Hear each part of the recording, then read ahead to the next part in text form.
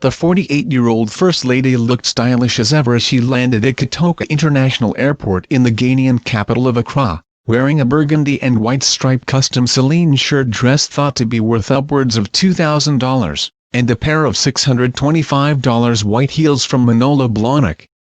Melania looked as though she may have enjoyed a quick pamper session on the plane, and looked refreshed and energetic as she walked out of the aircraft, with her long brunette locks styled with a natural wave, while her makeup was left low-key, with no hint of her signature smoky eye look. After stepping onto the tarmac, Melania was greeted warmly by Ghana's First Lady Rebecca Akufo-Addo. The pair shook hands and spoke for a few minutes, with mother-of-one Melania placing a hand onto Rebecca's arm as they enjoyed the conversation, showing off her diamond wedding band in the process. She chose not to wear her large diamond engagement ring, however, instead modeling the impressive band on her ring finger by itself. The U.S. First Lady was then presented with a beautiful bouquet of flowers presented to her in a colorful woven basket by a young girl in traditional dress, who Melania then thanked with a warm hug, bending down to embrace the youngster with one hand, while holding the floral arrangement in the other. After greeting several other Ghanaian officials, Melania was then led off the tarmac by Rebecca, walking past a group of smiling school children who were all waving American and Ghanaian flags.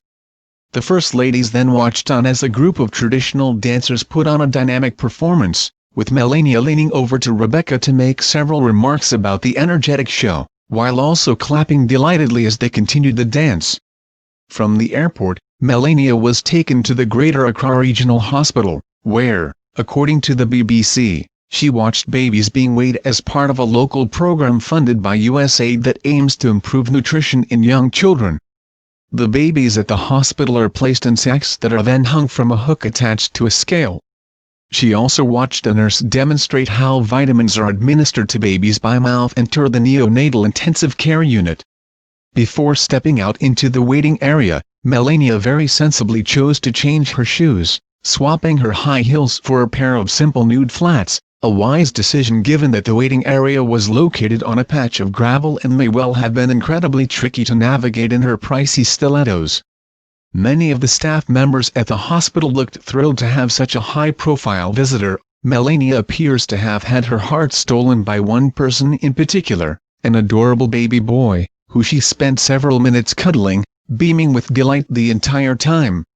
Melania first met the young man, who was very smartly dressed in a dapper polo shirt and suede moccasin shoes, while walking around the hospital waiting area and giving out Be Best branded teddy bears and blankets to parents and children who were waiting.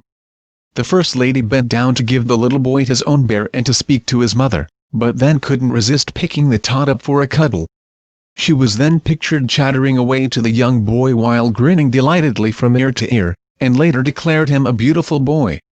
At one point, the tiny tot reached up to touch Melania's face in a particularly tender moment, and the First Lady was later pictured holding the baby boy's arm and jokingly waving at the cameras. She then made her way around the rest of the waiting area, followed closely by hospital staff who were holding big baskets filled with the Be Best branded merchandise. Although Melania's trip is focused on humanitarian efforts, she will also be using the tour to promote her Be Best program, which aims to tackle cyberbullying and encourage a healthy, happy lifestyle. As well as making her mark on the mothers and children in the waiting room, Melania was also given a tour of the hospital by staff, before they were escorted to their vehicles by a team of hospital employees, as well as several very burly Secret Service agents. From there, the First Ladies traveled to the Presidential Palace, where they enjoyed afternoon tea together. However, according to the Press Association, Melania's trip was met with a relatively low-key response from locals, with several Ghanaians revealing to on-site media that they knew nothing about her visit. "Did you say President Trump's wife just arrived in Accra?" street vendor Oruyibo asked. "I don't think I have ever heard her name, Melania." Other locals said they knew about the visit but did not know what Mrs. Trump was doing. Following her trip to Ghana, Melania will continue her tour with stops in Malawi, Kenya and Egypt. Ms. Grisham said on Monday that the tour will be a diplomatic and humanitarian visit focused on Melania's Be Best campaign for children and their well-being. Grisham told the Daily Caller, Melania is hoping to visit the countries to learn what their challenges are, and also see where the US is having a positive impact or results.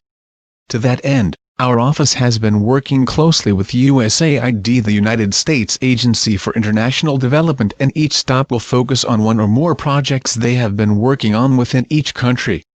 The visits will include stops having to do with education, healthcare, some conservation and tourism, and as with all that she does through her initiative Be Best, the well-being of children will be her focus.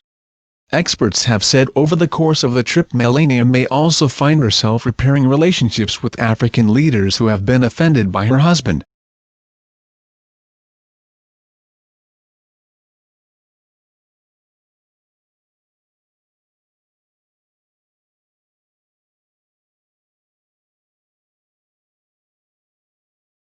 Please subscribe channel. Thank you for watching.